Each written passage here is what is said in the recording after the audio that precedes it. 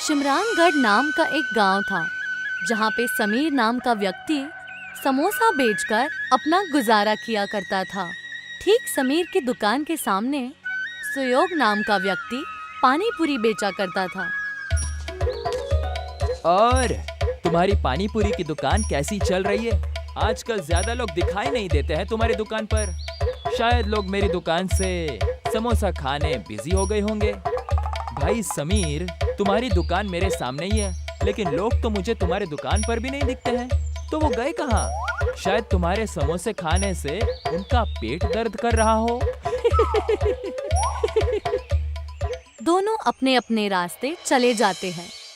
थोड़े दिन बीतते हैं और शहर से पूनम नाम की औरत गांव में आती है। पूनम के गांव में आने के बाद से लोग ना तो सुयोग की पानी पूरी खा रहे थे और ना ही समीर के समोसे। एक दिन रास्ते में दोनों टकराते हैं। भाई सुयोग, तुम्हारा धंधा कैसे चल रहा है? अब क्या बताऊं समीर, कोई आजकल पानी पूरी खाने आता ही नहीं है। धंधा एक बार में इतना नीचे कैसे चला गया पता नहीं चल रहा। ऐसा ही हाल कुछ मेरा भी है सुयोग भाई। मैंने सुना है कि कोई पूनम नाम की औरत इस कस्बे में आई है और उसने नए खाने का जायका बेचना शुरू कर दिया है। चलो फिर जाकर देखते हैं। समीर और सुयोग दोनों ही पूनम की दुकान जाते हैं और देखते हैं कि पूनम कोई गोल मिठाई जैसे खाने की चीज बेच रही है। पूनम जी, ये आप गोल गोल खाने की क्या चीज बेच रही है? इसे मोमोज कहते हैं। खास इसे मैं शहर से सीख कर आई हूँ, पर जब से मैंने दुकान खोली है सारे गांव वाले सिर्फ मेरे पास ही ये अच्छे मोमोज खाने आते हैं। अभी इस गांव में कोई भी समोसा और पानी पूरी खाना ही नहीं चाहता। तुम अभी नई हो इस कस्बे में। ये मोमोज की दुकान कस्बे में बंद कर दो। तुम्हारी मोमोज की वजह से कोई मेरे यहाँ पानी पूरी खाने नहीं आ रहा। ठीक कहा, इस मोमोज की वजह से मेरी दुकान पर भी कोई समोसा खाने नहीं आ रहा। मैं तो मोमोज बेचना बंद नहीं करूँगी। तुमको जो करना है करो। अभी जाओ, मुझे मोमोज बेचने दो। आए बड़े मुझे धमकाने वाले। समीर और सुयोग वहाँ से निकल जाते हैं और रास्ते में रुककर एक दूसरे से बात करते हैं। मेरे पास एक तरकीब है। जिस तरीके से ये पूनम शहर से मोमोज बनाना सीख कर आई है ना, उसी तरीके से हम दोनों भी कुछ शहर से सीख कर आते हैं। इस पूनम को मजा चखाने के लिए हम दोनों को एक साथ आना ही पड़ेगा। क्या कहते हो? हाँ, मैं तुम्हारे साथ हूँ। समीर और सुयोग शहर की तरफ निकल जाते हैं। बीच में उन्हें जंगल का रास्ता मिलता है। जब वो जंगल के रास्ते से जा ही रहे थे, तभी समीर का पैर फिसल जाता है और वो एक गड्ढे में गिर जाता है। अरे समीर, तुम कहाँ गिर गए भाई? ये गड्ढा यहाँ कैसे आ गया? पक्का किसी शिकारी ने किसी जानवर के लिए गड्ढा खोद कर रखा होगा। तभी उस गड्ढे में से समीर सुयोग को आवाज लगाता है। सुयोग, नीचे आ जाओ। देखो, यहाँ पर एक अलग ही दुनिया है। और वो देखता है कि उस गड्ढे के नीचे एक अलग ही दुनिया है, जहाँ पर दूर दूर तक एक अनोखे चमकते हुए आलू के खेत थे। तभी वो दोनों ये सब देखकर हैरान हो जाते हैं। तभी वहाँ पर एक बाबा आते हैं। तुम दोनों यहाँ क्या कर रहे हो बेटा? जी, हम शहर की तरफ जा रहे थे, तभी मैं गलती से इस गड्ढे में गिर गया। जब मैं नीचे आया तो देखा कि यहाँ तो कोई अलग ही दुनिया बसी हुई है और दूर दूर तक आलू की खेती है। ये कोई मामूली आलू नहीं है, ये आलू इच्छा पूरी करते हैं। अगर ऐसा है तो एक बार मुझे भी खाने के लिए दीजिए ना। मेरी भी एक इच्छा है। मुझे मेरी पानी पूरी की दुकान पूरे कस्बे में सबसे ज्यादा मशहूर चाहिए। मेरी भी इच्छा है कि मेरी समोसे की दुकान पूरे कस्बे में सबसे ज्यादा प्रसिद्ध हो, उस मोमोज वाली से भी ज्यादा। मगर मैं तुम दोनों की ये इच्छा पूरी करने वाले आलू नहीं दे सकता। तुम दोनों के अंदर एक दूसरे के खिलाफ बहुत जलन है। मैं तुम दोनों को ये आलू तभी दूंगा जब तुम अपने अपने अहंकार को खत्म करके साथ में मिलकर काम करने का निर्णय ले लो। दोनों एक दूसरे को देखते हैं और साथ में काम करने के लिए तैयार हो जाते हैं। बाबा उन दोनों को एक आलू के 2 भाग करके दे देता है। अब आधा आलू तुम खाओ और आधा आलू तुम, और एक साथ अपनी इच्छा को मांगो। हम दोनों कस्बे में सबसे अच्छा और मशहूर समोसा पानी पूरी बेचना चाहते हैं। आलू से इच्छा कहते ही दोनों वापस उसी जंगल में पहुंच जाते हैं और वो जब दोनों अपनी दुकान पर लौटते हैं तो वहाँ पर समीर और सुयोग के दुकान के बीचों बीच एक आलू का दरख्त नजर आता है। ये आलू दरख्त पर कैसे उग रहे हैं? हमारी कल की इच्छा का फल ये आलू का दरख्त है। चलो इसमें से आलू ले लो। मैं इसके समोसे बनाऊंगा और तुम उस समोसे में पानी पूरी का तीखा और मीठा पानी पूरी डालकर लोगों को खिलाना शुरू कर देना। समीर पेड़ के आलू से समोसा बनाने लगता है और सुयोग पानी पूरी की तैयारी करने लगता है। जब सब तैयार हो जाता है तब दोनों अपने समोसे पानी पूरी को बेचना शुरू कर देते हैं। दोनों एक ही दुकान में काम करने लगते हैं। आओ आओ, समोसा पानी पूरी को चखो। यकीन नहीं आ रहा है तो खुद खाकर देख लो। तभी वहाँ से एक औरत गुजर रही थी। समोसा पानी पूरी, ये तो मैंने पहली बार सुना है। जरा एक प्लेट देना।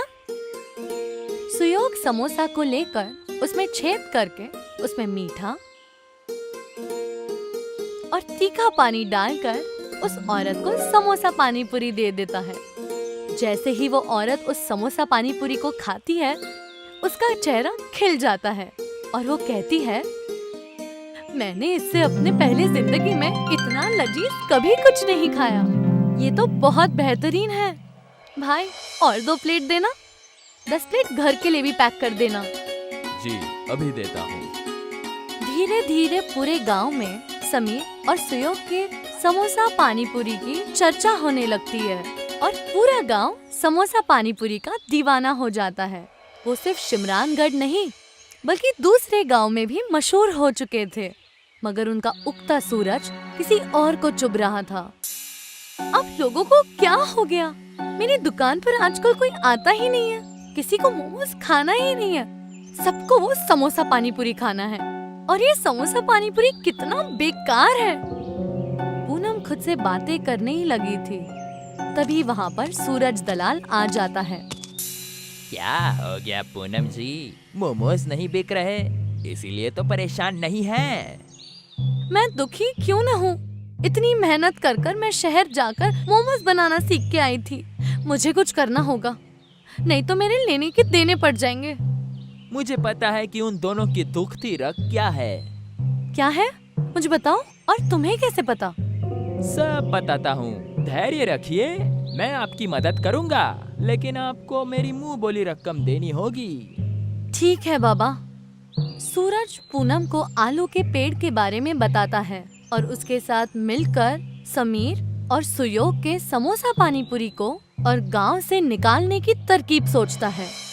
रात हो जाती है। समीर और सुयोग दुकान बंद करके अपने घर जाने लगते हैं। उनके जाने के बाद वहाँ पर पूनम और सूरज आ जाते हैं। देखिए, मैं इसी दरख्त की बात कर रहा था। यही वो दरख्त है जो अचानक से एक ही दिन में उग गया। इसी दरख्त के आलू तोड़कर वो लोग समोसा पानी पूरी बनाते हैं। मैंने कभी आलू देने वाले पेड़ के बारे में नहीं सुना है। इसमें पक्का कोई जादू होगा। आज इसे यहीं जलाकर राख कर दूंगी मैं। फिर देखती हूँ ये लोग कैसे समोसा पानी पूरी बनाते हैं। दोनों मिलकर उस दरख्त को काटने लगते हैं और दोनों काफी थक जाते हैं। पूनम जी, मैं तो कहता हूँ कि बाकी दरख्त कल काट लेंगे। सुबह होने वाली है, किसी ने देख लिया लेने के देने पड़ जाएंगे। तुम सही कह रहे हो। चलो अभी यहाँ से निकलते हैं, कल आकर अपना काम पूरा कर लेंगे। दोनों वहाँ से निकल जाते हैं। जैसे ही सूरज उगने लगता है, समीर और सुयोग दोनों ही अपनी दुकान खोलने आते हैं और देखते हैं कि दरख्त आधा कटा हुआ है और जैसे ही सूरज की रोशनी उस दरख्त पर पड़ती है, दरख्त वापस से ठीक हो जाता है। तुमने देखा जो मैंने देखा? हाँ, मैंने देखा किस तरह से ये दरख्त अपने आप ही ठीक हो गया। लेकिन इस दरख्त को काटा किसने था? वो अपनी दुकान खोल लेते हैं और समोसा पानी पूरी बेचना शुरू करते हैं। दिन खत्म होता है और रात आती है। समीर और सुयोग दुकान बंद करके घर चले जाते हैं। रात के अंधेरे में फिर पूनम और सूरज उस दरख्त के पास आते हैं। अरे, ये दरख्त तो हमने कल आधा काटा था, ये फिर से ठीक कैसे हो गया? अब फिर से इसे काटना पड़ेगा। आप फिक्र मत कीजिए पूनम जी, मेरे पास दूसरा रास्ता भी है। इस पेड़ को जला देंगे, ना रहेगी बांस, ना जलेगी बांसुरी। पूनम और सूरज एक लकड़ी पर मशाल जलाते हैं और जैसे ही सूरज दरख्त को जलाने वाला होता है, दरख्त की जड़ें दोनों पूनम और सूरज को अपने अंदर खींच लेती है। अगली सुबह जब समीर और सुयोग वहाँ पर आते हैं, तब वो देखते हैं कि वहाँ अब 3 दरख्त हो चुके हैं। कमाल है, अब तक तो एक ही दरख्त था, अब 3 हो गए। जैसलमेर नगर में टूरिस्ट प्लेस के पास समीर अपनी अम्मी के साथ एक झोपड़ी में रहता था। वो अपने अब्बू के गुजर जाने के बाद बेहद गरीबी की जिंदगी बिता रहा था। वक्त बीतने पर समीर धीरे धीरे बड़ा होता है और फिर जब वो 15 साल का हो जाता है। अम्मी, क्या हम लोगों का इस दुनिया में कोई नहीं है? ना ही हमसे कोई रिश्तेदार मिलने आता है और ना ही हमें कोई फोन करता है। बेटा, है तो बहुत लोग, लेकिन सिर्फ कहने के लिए। कहते हैं ना, सुख के सब साथी हैं, पर दुख में कोई साथ नहीं देता। अम्मी, मेरे सब दोस्त कहते हैं कि तुम्हारा तो इस दुनिया में कोई भी नहीं है, तुम लावारिस हो। नहीं बेटा, मैं हूँ ना तुम्हारे लिए। तुम परेशान मत हो, हमारे दिन जरूर बदलेंगे, फिर उन लोगों को तुम भी जवाब दे पाओगे। हाँ अम्मी, सही कहा आपने। चंपा लोगों के घरों में काम करके 2 वक्त की रोटी जुटा पाती थी। समीर इस बात से बेहद परेशान होता है। फिर एक दिन वो नदी के किनारे बैठकर सोच रहा होता है। तभी वो नाव की सवारी कराते लोगों को देखता है, तो वो भी ये करके पैसे कमाने की सोचता है। अरे चचा, मुझे भी ये नाव चलानी है और पैसे कमाने हैं। हाँ तो नाव खरीद के ला और चला। अरे चचा, इस नाव को खरीदने में कितने पैसे लगते हैं? ज्यादा नहीं बेटा, बस 20,000 रुपए लगेंगे, खरीद लो। चाचा, ये तो बहुत ही ज्यादा है मेरे लिए। मैं कहाँ से इतने सारे पैसे लेकर आऊंगा? क्या आप मेरी मदद कर देंगे? मुझे कुछ दिनों तक अपनी नाव पर ही काम करने दें, फिर मैं पैसे जुटाकर अपनी नाव खरीद लूंगा। समीर के ऐसा कहने पर नाव वाला सोचता है कि अगर इसको सिखा दूंगा तो मेरी बिक्री कम हो जाएगी, और ये तो नौजवान लड़का है और मुझसे भी तेज काम करके ज्यादा पैसे कमाने लगेगा, फिर मेरी नाव पर कोई नहीं आएगा। ये सोचकर वो कहता है, अरे बेटा, तू अभी छोटा है, नहीं चला पाएगा, और पहले तुझे तैरना भी सीखना पड़ेगा। तब तक कुछ और काम कर ले, पैसे भी कमा ले नाव खरीदने के लिए। ठीक है चाचा। समीर चाचा की बात सुनकर घर चला जाता है। फिर अगले दिन अपने दोस्तों को सारी बात बताता है और फिर अपने घर के हालात भी बयां करता है। वो अपने दोस्तों से कोई काम बताने को कहता है। तब उसका एक दोस्त रुपेश कहता है, भाई, एक बहुत आसान काम है। आने वाले टूरिस्ट लोगों को इस जगह के बारे में बातें बतानी है। हाँ, क्या सच में इतना आसान काम है? हाँ भाई, सच कह रहा हूँ। मेरा चचेरा भाई यही काम करता है। चल, मैं उससे तेरी मुलाकात करा देता हूँ। तू काम सीख लेना और फिर करने लगना। समीर रुपेश के दोस्त से जाकर मिलता है, फिर उसका बताया हुआ काम सीख लेता है और करने लगता है। समीर के काम करने से उसके घर की स्थिति सुधरने लगती है। फिर उसके अब्बू की बंजर पड़ी जमीन पर वो अपनी अम्मी के साथ मिलकर धान उगाने लगता है। भाई, तुम्हारा बहुत बहुत शुक्रिया कि तुमने मुझे इस काम में लगवा दिया, जिससे मेरे घर की हालत ठीक हो रही है। अरे भाई, दोस्त बुरे वक्त में काम नहीं आएगा तो कौन आएगा? शुक्रिया मत बोल। बेटा, ये लो, चावल के आटे के समोसे बन गए हैं, खाकर देखो तो कैसा लग रहा है। हाँ चाची, जरूर दीजिए, खाकर बताता हूँ। रुपेश चंपा के बनाए समोसे खाता है। समोसा खाते ही वो अपनी उंगलियां चाटने लगता है और फिर कई बार और मांगकर खाता है और फिर कहता है, चाची, आपने क्या लाजवाब समोसे बनाए हैं। मैंने तो ऐसे लाजवाब समोसे, वो भी चावल के, कभी नहीं खाए। मेरी माँ के हाथों में जादू है। चाची ठीक है, मैं चलता हूँ। आप ऐसे ही समोसे मुझे रोज बनाकर भिजवा दीजिए। हाँ हाँ बेटा, जरूर। फिर अगले दिन जब वो अपने काम पर जाता है तो वहाँ एक टूरिस्ट को घूमते घूमते भूख लगती है। फिर वो समीर से होटल के लिए पूछता है। समीर उसे होटल लेकर जाता है तो वहाँ पर सारे चावल के आइटम होते हैं जो उसे पसंद नहीं आते। तो वो कहता है, हे मैन, क्या तुम मुझे किसी अच्छी खाने की जगह ले चलोगे? मुझे चावल का सिंपल खाना खाना है। समीर को समोसे का ख्याल आता है और तब वो अपनी अम्मी को फोन करके समोसे और चटनी बनाने को कहता है। माँ, मैं 2-4 लोगों को लेकर आ रहा हूँ, आप समोसा तैयार रखना। समीर के कहने के हिसाब से उसकी अम्मी चावल के आटे के समोसे तैयार करती है और उसे बेहद खूबसूरत तरीके से परोसती है। तब जब समीर उस टूरिस्ट को लेकर वहाँ पहुँचता है तो उसकी अम्मी उसे समोसे परोसती है। ये तुम हमें कहाँ ले आए हो? हम लोग ऐसी कैसी जगह नहीं खाना चाहते। सॉरी जनाब, पर आप लोग परेशान ना हो, ये मेरा अपना घर है और आप लोग एक बार मेरी माँ के हाथों के समोसे खाकर देखें, फिर आपको कोई भी परेशानी हुई तो सबकी जिम्मेदारी मैं ही लूंगा। हाँ साहब, और आप लोगों का मन हो तभी हमें पैसे दीजिएगा, नहीं तो पैसे दिए बिना ही चले जाइएगा। ठीक है, तुम इतना कह रहे हो तो हम खा लेते हैं, फिर देखते हैं हमें क्या करना है। समीर और चंपा के कहने पर वो टूरिस्ट समोसे खाने लगते हैं और उसके साथ दी गई सरसों की चटनी और इमली की चटनी भी खाने लगते हैं। वो लोग समोसे खाकर बेहद खुश हो जाते हैं और फिर और समोसे मांगकर खाते हैं। वाह, क्या लाजवाब समोसे बने हैं। हाँ बिल्कुल, तुमने सच कहा। वो उसकी खूब तारीफ करते हैं और फिर समोसे की कीमत से ज्यादा पैसे देते हुए कहते हैं, तुम लोग इसकी दुकान खोल लो, बहुत ही अच्छी इनकम होगी। हाँ जरूर सर, जरूर ऐसा ही करेंगे। टूरिस्ट की कही गई बात को मानकर समीर और उसकी अम्मी मिलकर समोसे की दुकान खोल लेते हैं और उनकी दुकान बहुत जल्दी मशहूर हो जाती है।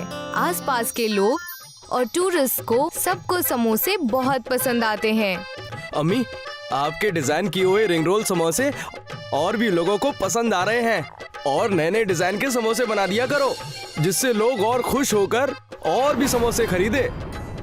समीर के कहने से उसकी अम्मी और भी डिजाइन से समोसे बनाने लगती है, जिससे उसकी डिमांड और भी बढ़ जाती है, जिसके लिए और भी लोगों को काम पर रखना पड़ता है और उसके समोसे फिर दूर दूर तक जाने लगते हैं और उसका मुनाफा बहुत अच्छा होने लगता है। ये जानकर फिर मीडिया वाले आकर उसका इंटरव्यू लेते हैं, जिससे पूरे शहर में उसका नाम रोशन हो जाता है, जिसे देखकर उसके खानदान के लोग भी उनसे रिश्ता बनाने लगते हैं। समीर पुरानी बातें भुलाकर सबसे मिलजुल कर रहने लगता है। सीख, अमीरी का साथी हर कोई, गरीबी का साथी कोई नहीं। प्रीतमपुरा में मुन्ना पहलवान का ही दबदबा था। मुन्ना जिस्म से बड़ा और बर्ताव से जालिम था। उसे बेहद गुस्सा आता था। मुझसे बहस करेगा? तेरी ये मजाल, आज तुझे सबक सिखाता हूँ। और गुस्से में वो लोगों को मारता पीटता था और इसी वजह से सारे गांव वाले उससे खौफ खाते थे। और उसकी दूसरी बुरी आदत थी मुफ्त का खाना खाना। सुबह सुबह वो माधव की पूरी सब्जी के ठेले पर पहुंच जाता था। ओ माधव भाई, 5 प्लेट पूरी सब्जी दे दो। हाँ भाईजान, ला रहा हूँ। और सब्जी काफी मिकदार में देना, बहुत ही कंजूसी से देते हो।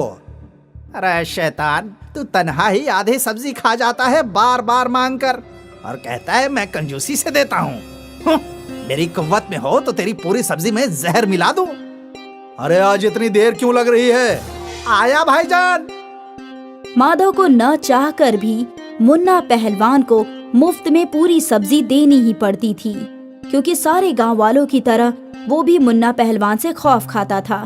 पूरी सब्जी खाने के बाद मुन्ना पहलवान समोसा खाने जोगी के समोसे के ठेले पर पहुंच जाता। अबे ओ जोगी, 10-12 समोसे दे चटनी के साथ। जी देता हूँ। अरे इस गधे का कुछ तो करना पड़ेगा, हर रोज मुफ्त का समोसा खाने आ जाता है। इसकी वजह से मेरा कितना नुकसान हो रहा है। हे भगवान, कोई तो तरकीब दे दो। अबे ओ जोगी, सुर्ख वाली चटनी भी दे दे। हाँ दे रहा हूँ। मुन्ना पहलवान सारे समोसे खाकर डकार मारकर वहां से निकल गया। लेकिन अब जोगी सोच में पड़ गया कि वो मुन्ना पहलवान से कैसे निजात पाएगा। जोगी माधव से मिलने उसकी दुकान पर गया। क्या हुआ भाई, आज तुम यहाँ? अब क्या बताऊं माधव भाईजान, मुन्ना पहलवान की मुफ्तखोरी से परेशान हूँ। अरे परेशान तो मैं भी हूँ, लेकिन क्या कर सकते हैं। मुन्ना पहलवान से भला कोई कुछ कह सकता है? वो बात बात पर गुस्सा हो जाता है और लोगों को पीटने लगता है। हाँ वो तो है, उसे ताकत से तो नहीं हराया जा सकता, लेकिन अक्ल से।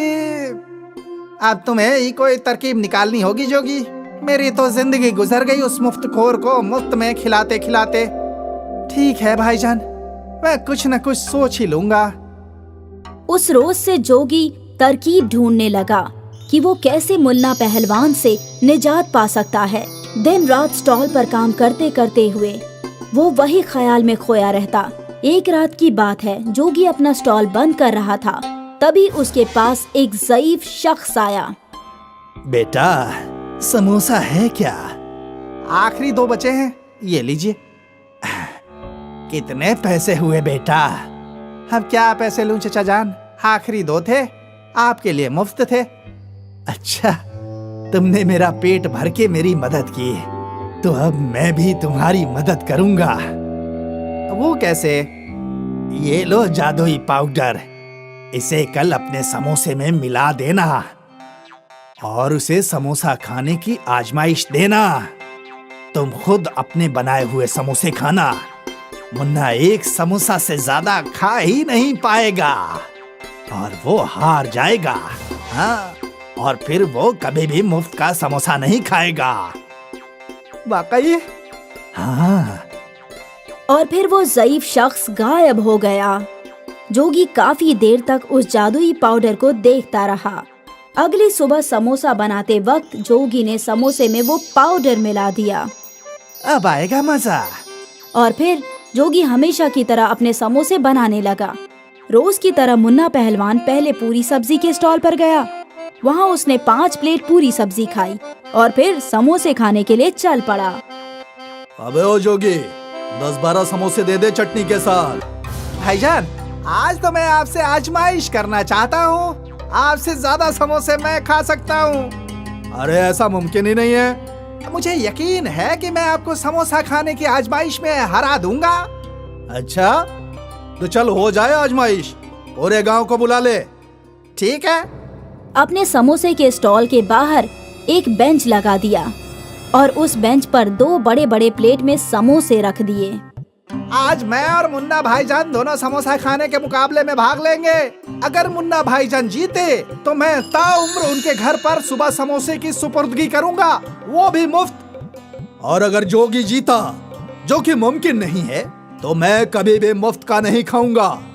तो ये तय रहा, अगर मुन्ना को जीत हासिल होती है तो ताउम्र जोगी मुन्ना को समोसे की घर पे सुपुर्दगी करेगा, और अगर जोगी जीतता है तो मुन्ना मुफ्तखोरी करना छोड़ देगा, वो हर चीज के पैसे देगा। ये मुकाबला बहुत ही दिलचस्प है। एक जानिब है मुन्ना पहलवान और दूसरी जानिब है जोगी। आइए देखते हैं इस मुकाबले का अंजाम क्या होता है। और फिर सीटी की आवाज से मुकाबला शुरू हुआ। मुन्ना और जोगी दोनों ने एक एक समोसा उठा लिया। मुन्ना ने हड़बड़ी में समोसा मुंह में डाल लिया और जोगी आराम से समोसा खाने लगा। मुन्ना समोसा चबाई जा रहा था, लेकिन उसका समोसा खत्म ही नहीं हो रहा था। बेचारा मुन्ना पहलवान, जादुई पाउडर से बना समोसे खाकर वो हार ही जाएगा। जोगी ने एक समोसा खत्म किया और फिर दूसरा खाने लगा, फिर तीसरा, फिर चौथा। मुन्ना पहलवान अभी तक पहला समोसा ही खा रहा था। ये मुझे क्या हो रहा है? मैं खा क्यों नहीं पा रहा हूँ? ये मुझे क्या हो गया? वहाँ देखते ही देखते जोगी ने 8 समोसे खा लिए। मालूम होता है मुन्ना पहलवान का पेट भरा हुआ है, वो तो एक भी समोसा नहीं खा पा रहे हैं। मुन्ना पहलवान ने उसे घूर कर देखा, लेकिन काफी वक्त से मुन्ना पहलवान से पहला समोसा ही खत्म नहीं हो पा रहा था। आखिर परेशान होकर मुन्ना बेंच पर से उठ गया। क्या हुआ मुन्ना भाईजान? मुन्ना की आंख, नाक और मुंह सब सुर्ख हो चुके थे। वो समोसा खत्म ही नहीं कर पा रहा था और फिर आखिरकार उसने वो समोसा थूक ही दिया। मैं अपनी हार कबूल करता हूँ। तो आज एक नामुमकिन जीत हासिल की है जोगी ने। जोगी ने 10 समोसे खा लिए और मुन्ना हार गया है। वो एक भी समोसा नहीं खा पाया। मुन्ना पहलवान इतनी बुरी तरह से हारेगा ये सोचा भी नहीं था। अरे ये कैसा पहलवान है? अरे भाई इससे बेहतर तो जोगी है। मुन्ना पहलवान के तो दिन भर गए। गांव वाले तरह तरह से मुन्ना पहलवान का मजाक उड़ा रहे थे और इस मर्तबा मुन्ना को सबकी बातें सुननी पड़ रही थी। मुन्ना पहलवान पहली मर्तबा मुकाबला हारा था। लानत है मुझ पर। मुन्ना अपना मुंह छुपाकर वहाँ से भाग निकला। सारे गांव वालों ने जोगी की बहुत तारीफ की। वाह जोगी, तुमने तो कमाल ही कर दिया। तुमने हम सब की परेशानी हल कर दी। और भाईजान, मुन्ना पहलवान ने तो मुंह की खाई है। लगता नहीं कि अब कोई गांव वाला उससे खौफ खाएगा। उस रोज से मुन्ना का दबदबा खत्म हो गया। अब गांव वाले उससे खौफजदा नहीं होते थे और ना ही वो मुफ्तखोर बनकर गांव वालों के ठेले से मुफ्त में खाया करता था। अरे माधव भाईजान, 3 प्लेट पूरी सब्जी दे दो और ये लो पैसे। देता हूँ मुन्ना भाईजान। मुन्ना की मुफ्तखोरी का खात्मा हुआ और ये सब जादुई पाउडर से बने जादुई समोसे की वजह से हुआ।